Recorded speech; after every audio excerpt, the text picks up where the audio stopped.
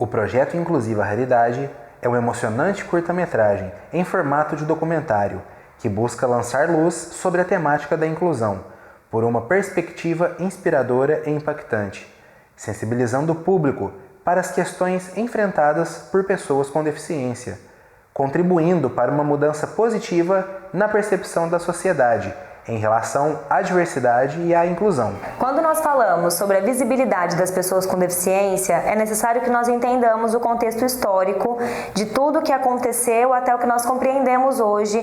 Então, quando nós pensamos nesse contexto histórico, nós precisamos considerar que, inicialmente, as vidas das pessoas com deficiência não eram consideradas. Elas eram completamente desconsideradas como parte da sociedade. Eram escondidas, excluídas, eram motivo de vergonha. E aí nós passamos para o que nós chamamos de segregação. Quando eles começaram a entender que tudo bem, né, a vida dessas pessoas valeria, porém teria um espaço excluído da sociedade ainda assim para elas. E aí nós migramos para um processo de integração. A sociedade, de modo geral, entende que as pessoas com deficiência devem fazer parte dessa sociedade, mas ainda assim há espaços específicos em que, vamos falar assim, elas são bem-vindas. Espaços específicos em que é permitido que elas frequentem, que elas tenham acesso a determinadas oportunidades. Então, nós estamos hoje migrando para um processo de inclusão.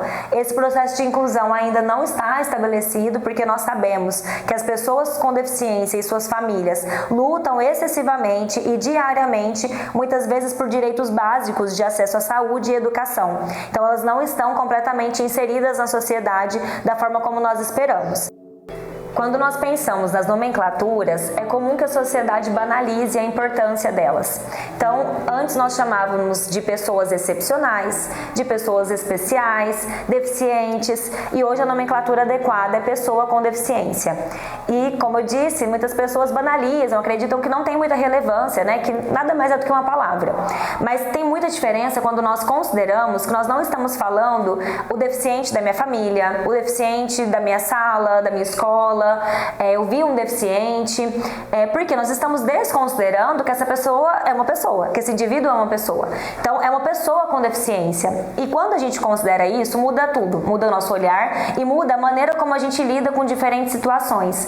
Então, é interessante e é necessário, na verdade, indispensável, que nós comecemos a usar a nomenclatura correta para que essa nomenclatura correta traga mais compreensão e consciência para a sociedade e, consequentemente, mais qualidade de vida para as pessoas com deficiência, né? Que não querem ser vistas como eternas vítimas, como coitadinhos, querem ser vistas como pessoas e indivíduos que querem se desenvolver e precisam de adaptações para que isso aconteça. Adaptações desde físicas, quando a gente pensa em degraus, né? Substituir degraus por rampas, elevadores, a adaptações de a maneira como talvez nós vamos nos dirigir, seja um meio de comunicação adaptado. Então, pessoas que se comunicam por meio da Libras, pessoas que se comunicam por meio de softwares.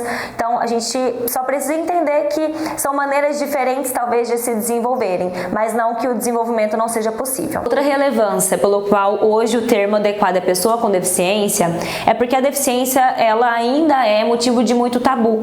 Desde quando a gente considera que são pessoas de outro mundo, com uma áurea diferente, então a gente precisa lembrar que são pessoas, então elas têm defeitos, elas têm qualidades, elas têm potenciais, têm dificuldades, como qualquer ser humano tem. Então, é importante que a gente também saia desse papel de vitimismo, porque o vitimismo, né, e ver a pessoa com deficiência como se fosse algo de outro mundo, algo intocável, faz com que a gente deixe de oportunizar, de trazer oportunidades mesmo de desenvolvimento, de aprendizado e de crer no potencial que aquela pessoa tem. Inclusive de trazer adaptações porque ela precisa às vezes desenvolver e enriquecer, né? Porque se ela é um ser imutável, ela nasceu assim porque tinha que ser e não tem o que fazer, então a gente perde aí todo um movimento de legislação, de acesso a tratamentos, de intervenções. E também socialmente, isso é questão histórica que ainda é muito enraizado, usar a deficiência como algo pejorativo. Então, usar de conceitos relacionados à deficiência deficiências como uma terminologia de ofensa para o outro, né? Como um termo muito comum que a gente banaliza. Quando a pessoa não nos ouve, a gente fala, você tá surdo? Então, a surdez, ela é uma deficiência, é uma condição da pessoa que não pode ser utilizada como algo para indicar uma ofensa ao outro. E aí outras também terminologias que estão muito enraizadas, né? Como retardado, porque de fato a deficiência já foi chamada, já foi considerada como retardo mental. Então, isso hoje não é uma nomenclatura mais utilizada e esse contexto histórico justifica muito. Então, se historicamente retardo é relacionado a algo pejorativo, a gente precisa então alterar essa nomenclatura para que o retardo e algo ofensivo não seja relacionado a deficiências, dificuldades que as pessoas apresentam. Então, são inúmeras as nomenclaturas que são utilizadas como forma de relacionar a pessoa com deficiência e a sua condição com algo ofensivo. Então, retardo, retardado, mongoloide, até às vezes... Como hoje, né, fala-se mais sobre autismo, o próprio termo autista tem sido utilizado como uma ofensa, então, você está parecendo autista, e a gente precisa considerar também que não existe, ou a pessoa tem deficiência ou ela não tem, então não existe a gente falar, eu acho que eu estou um pouco autista, eu sou um pouco autista, né? Então, ou a pessoa fecha os critérios para um diagnóstico ou não, né, ou ela não tem. E aí é muito comum às vezes as pessoas falarem, eu tenho tal mania, então eu acho que eu também sou autista. Eu costumo brincar e falar que se só ter manias fosse justificativa para a pessoa ter autismo, talvez então a gente não precisasse correr tanto atrás de leis, de visibilidade, de tratamento. Então a gente está falando de algo muito além que impacta na qualidade de vida da pessoa. E é por isso a necessidade de constantemente nós falarmos e nós conscientizarmos a sociedade, as famílias, as pessoas, porque nós estamos falando de uma luta, de algo que impacta na vida das pessoas, que não justifica como algo de um castigo, né, como o fim do mundo, mas é necessário que a gente dê a devida seriedade para as dificuldades que as deficiências trazem para as pessoas. A relevância do tema, né, de tudo isso que nós estamos conversando sobre a visibilidade da pessoa com deficiência, eu costumo até falar assim, por que é da minha conta? Né, porque é uma bolha. Então, normalmente, se não tem alguém na minha família ou se eu não trabalho na área, eu dificilmente entendo qual é a demanda e a realidade que as pessoas com deficiência e suas famílias passam.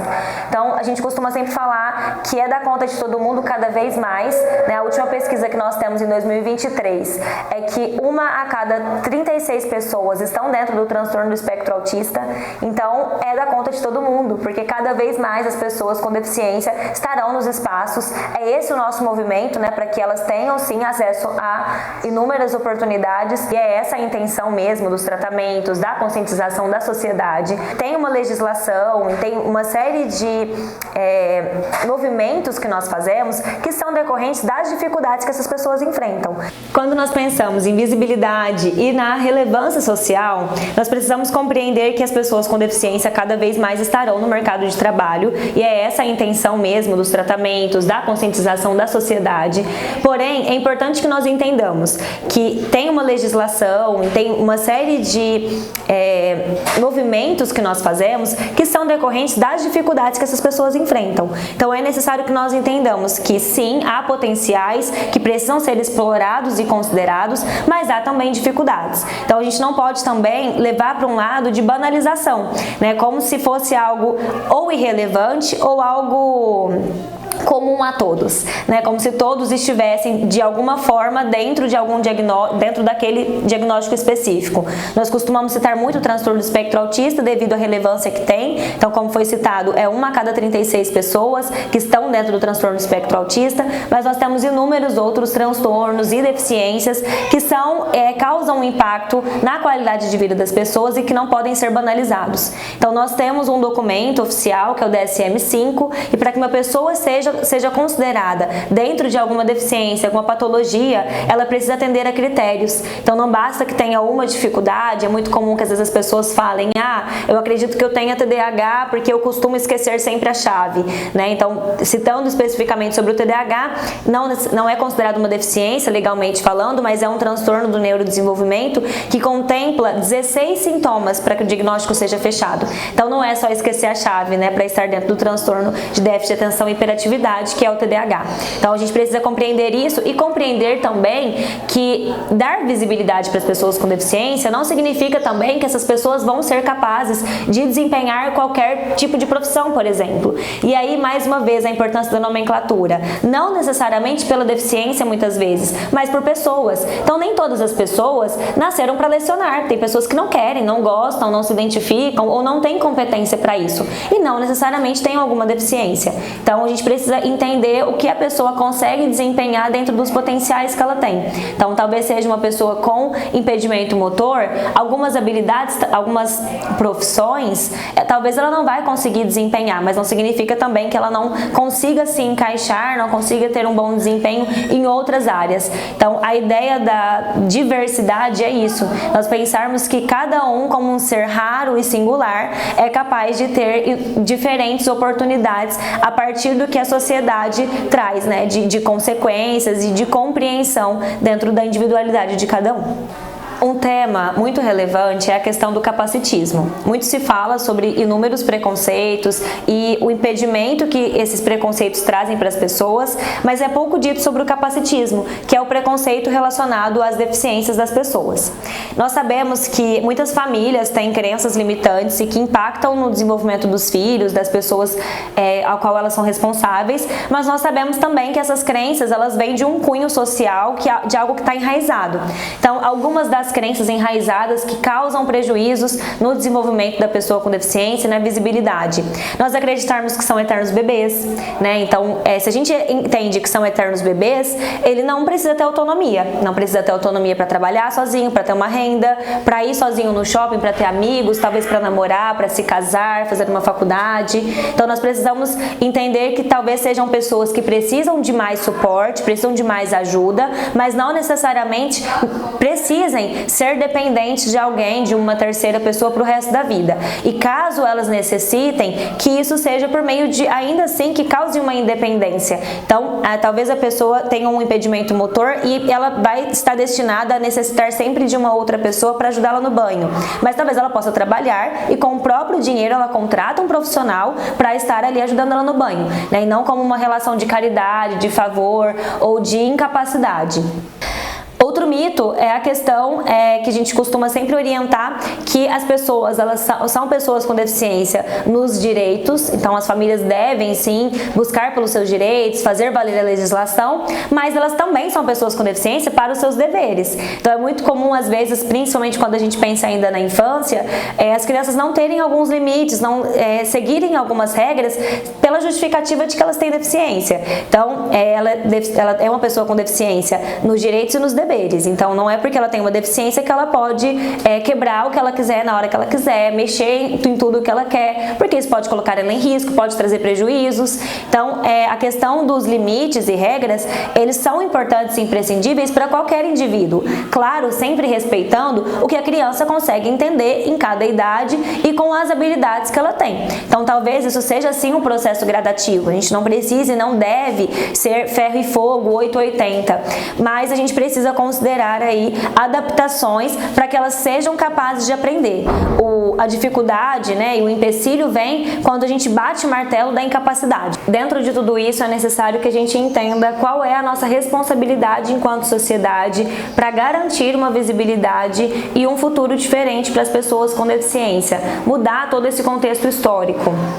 Então nós precisamos nos desprender dessas crenças que limitam e que só trazem mais barreiras e impedem o desenvolvimento dessas pessoas, que impedem a qualidade de vida dessas pessoas e consequentemente das suas famílias. Nós precisamos compreender que o acesso à informação cada vez mais é de uso comum, cada vez mais é mais de fácil acesso, é mais fácil que nós tenhamos acesso às informações. Então a gente costuma sempre falar que o primeiro ponto é nós entendermos que é relevante para nós, é da nossa conta, a gente precisa tornar isso como algo que seja relevante para que a gente estude, para que a gente saiba dentro do meu contexto, da onde eu estou, como cidadão. Por exemplo, se eu trabalho no mercado, dentro do mercado, como que eu posso criar mais oportunidades para as pessoas com deficiência que frequentam ali, desde comentários sutis que nós fazemos, mas que causam um impacto significativo, a questões estruturais, físicas, e organizacionais que muitas vezes estão ainda muito enraizadas. Assim como extinguir completamente conceitos pejorativos que limitam a compreensão e limitam o acesso às informações. Então nós, enquanto sociedade, precisamos ser mais conscientes de maneira prática. Então de nada vale a gente postar nas redes sociais uma frase, né, uma imagem e no nosso dia a dia, no nosso cotidiano, nós continuarmos com falas que trazem preconceitos, que remetem limitações, e dentro da nossa prática nós não pensarmos em quais adaptações nós podemos criar para criar mais oportunidades e acesso mesmo a desenvolvimento.